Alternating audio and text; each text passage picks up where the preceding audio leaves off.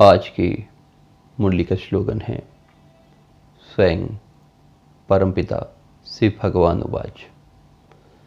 First division में आने के लिए कर्मेंद्रजित मायाजित बनो। एक स्टूडेंट का हमेशा लक्ष्य रहता है अच्छे से अच्छे मार्क रखें, अच्छे डिवीजन को प्राप्त करें।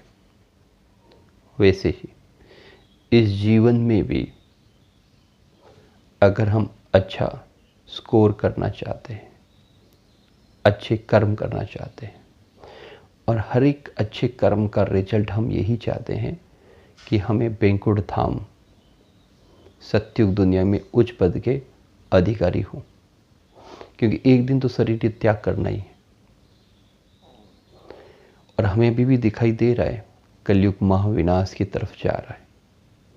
तो कलयुग के बाद में सत्युग है, और सत्युग की टोटल पॉपुलेशन स्टार्टिंग सिर्फ 9 लाख है। तो सत्युग में जाना भी बहुत बड़ी सौभाग्य की बात है। लेकिन सत्युग में भी फर्स्ट डिवीजन कौन किन्हें कहेंगे? जो राज परिवार में आएंगे, जिसकी संख्या है 16,108।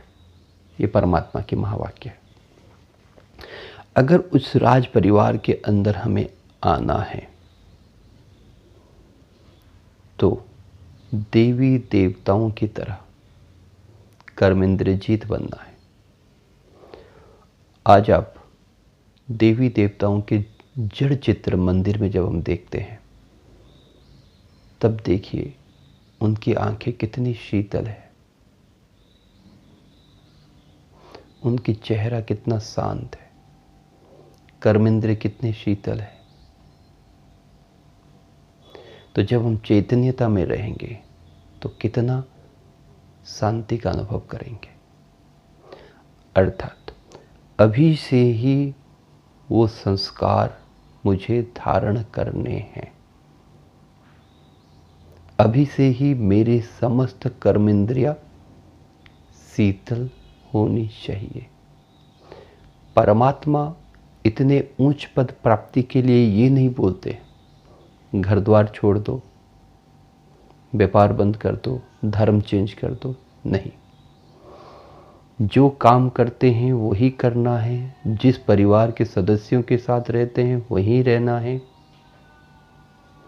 कोई धर्म चेंज करने की आवश्यकता नहीं है, केवल विचारों की चेंज करने की आवश्यकता है। थॉट प्रोसेस जो नेगेटिव हो गया है उसको पॉजिटिव करने की आवश्यकता है। हमें चेक करना है कि ये आंखें क्रिमिनल है या सिविल है।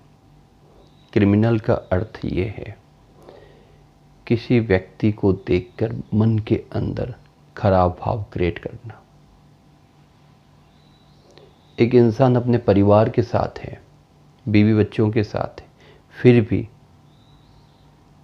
पर पुरुष व पर नारी को देख के अपने अंदर खराब भाव को क्रिएट करना, ये भी एक महापाप है।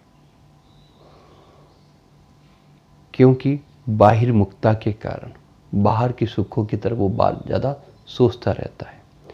लेकिन अगर वो आंतरिक यात्रा करे, आत्मा के आनंद के बारे में अनुभव करे, शांति के बारे में अनुभव करे, खुशी के बारे में अनुभव करे, तब सामने वाले व्यक्ति को वो सिविल दृष्टि में देखेगा, सकारात्मक दृष्टि में देखेगा। अगर दृष्टिकोण परिवर्तन हो जाता है तो व्यवहार भी परिवर्तन हो जाता है। तो हमें बहुत अटेंशन इस आंखों पर देना है। फिर आते हैं मुख। मुख क्या बोलता है? जो हमारा विचार चलता है। अगर हम काम, क्रोध, लोभ, मोह, अहंकार के वशीभूत हैं तो उस प्रकार के शब्द निकलेंगे। कोई इंसान क्रोध करना नहीं चाहता, हर एक इंसान शांत रहना चाहता है, लेकिन क्यों करता है? क्योंकि बाहर की परिस्थिति उस पर हावी हो जाती है। इसीलिए अपने ऊपर यही काम करना है, मैं शांत रहूँगा, आनंदित रहूँगा, प्रेम से रहूँगा, कैसी भी स्थिति आए मैं अपने आप को शांत रखूँगा। क्योंकि एक बार अगर शब्द निकल गए, एक बार अगर तीर निकल गया तो फिर वापस नहीं आ सकता। वैसे ही एक बार हमसे कुछ ऐसे शब्द निकल के वो पाप का कारण बन जाएगा। तो पूरी तरह से अटेंशन देना है अपने वाणी के ऊपर। ये वाणी जिससे दूसरों को शक्ति प्रदान करे, आनंद प्रदान करे, खुशी प्रदान करे, ऐसे पुण्य काम करने का समय है अभी। फिर आता है कानों के द्वारा।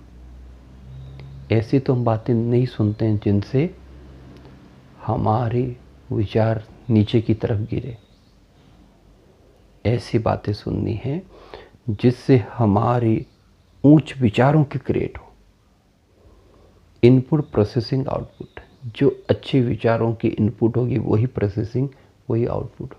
तो हमेशा अटेंशन देना है किस टाइप के विचार में ले रही हूँ।